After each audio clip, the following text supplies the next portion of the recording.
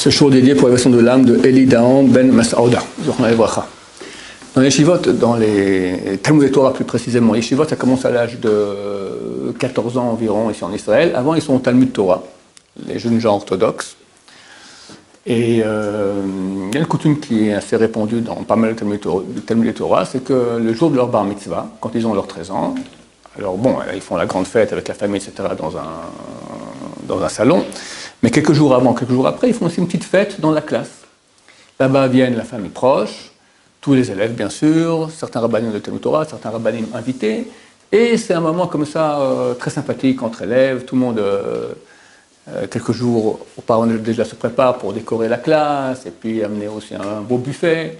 Et il y a les discours, bien sûr, le bar mitzvah va faire son discours, mais il y a le discours que tout le monde attend, c'est celui de son meilleur copain. Le meilleur copain de la classe prépare un discours où il va bien sûr faire les salam alek extraordinaires, surtout des qualités du bar mitzvah.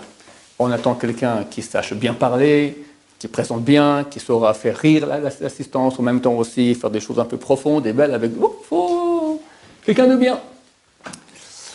L'histoire que je vous raconte, c'est que j'ai la bar mitzvah du garçon le plus réussi de la classe. Il s'appelle Yossi, c'est un pseudo, qui était une bombe. Une bombe. Aimé de tous, humble et en Torah extraordinaire. Déjà à 13 ans, on voyait que c'était quelqu'un qui grandirait, qui serait un très très grand Talmid Chacham Bezrat Hashem. On se pose la question, qui va être le copain que désigne le bar mitzvah? C'est le bar mitzvah qui désigne, fais-moi plaisir, ce sera toi qui vas faire le discours, la dracha du copain. Tout le monde s'est dit, qui va? Chacun croyait, il y avait les 4-5 meilleurs conférenciers de la salle, de la classe croyaient, bon, ça va sûrement être nous. Puis tu as les proches copains qui sont peut-être pas aussi bien, mais ils sont plus proches, ils connaissent mieux. Qui ça va être? Tout le monde se pose la question. On voit que lui, il est super occupé, il prépare sa dracha lui-même, il va faire une dracha beaucoup plus sur un truc très très profond et compliqué du Talmud. Et les jours avant, personne n'est désigné. Bon, c'est peut-être il a oublié. Arrive la soirée, il y a des rabbanim, même un rav d'un Rosh Yeshiva est venu qui espérait que ce jeune homme un jour arrivera dans sa yeshiva à lui, donc on voit déjà super coté. Et tout à coup arrive le moment où l'ami, la dracha de l'ami. Et qui on voit monter tout à coup sur l'estrade? Le petit Shimon. Le gosse qu'on n'entend jamais. Il n'ose jamais parler. Vu qu'il ne parle pas trop, et puis il n'a pas tellement de charisme, alors on l'a mis un peu de côté, c'est vraiment le déchet de la classe, on peut dire, et c'est lui qui monte, tous hésitants, et commence à dire, Yossi m'a demandé de faire la dracha de l'ami, j'ai refusé, qui suis-je moi?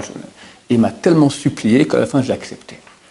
Et il fait une dracha, pas extraordinaire, mais pleine d'émotion de le voir lui, comment il est heureux d'avoir eu le poste de celui qui va faire maintenant la dracha pour le grand champion de la classe, Yossi. Et il finit tellement heureux d'avoir fait cette dracha, tout le monde le remercie. Et Yossi peut-être n'a pas eu une dracha super brillante, extraordinaire, mais un exemple de gentillesse et d'attention à son prochain qui montre à quel point il était vraiment quelqu'un de bien. Aller pour cette dracha, prendre quelqu'un qui n'est pas du top, et au contraire le monter. Et par cela, dès ce jour-là, Shimon est devenu quelqu'un dans la classe, on a commencé à l'aimer, ça a changé toute sa vie, c'est évident. On a réussi, avec une petite décision, à changer la vie de quelqu'un.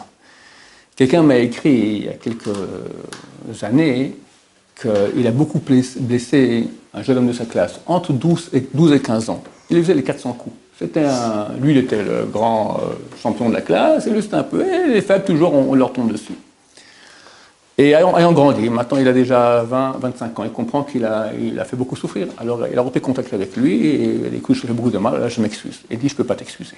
Le type, il a 20 ans maintenant, 25 ans, je ne peux pas t'excuser. Mais on était jeunes, je ne comprenais pas ce que je faisais. Écoute, je veux bien t'excuser, mais je n'y arrive pas. Je souffre jusqu'à aujourd'hui, je souffre énormément. Je connais des cas de gens qui sont extrêmement touchés, encore aujourd'hui adultes, de cette période, de ce qu'ils ont souffert dans leur enfance. Donc, Baruch Hashem, qu'il y a des enfants qui sont capables de faire attention à l'autre, plus forte raison, nous qui sommes adultes, on va faire attention à l'autre de ne pas les toucher. Baruch Adonai, l'Olam, Amen, Amen.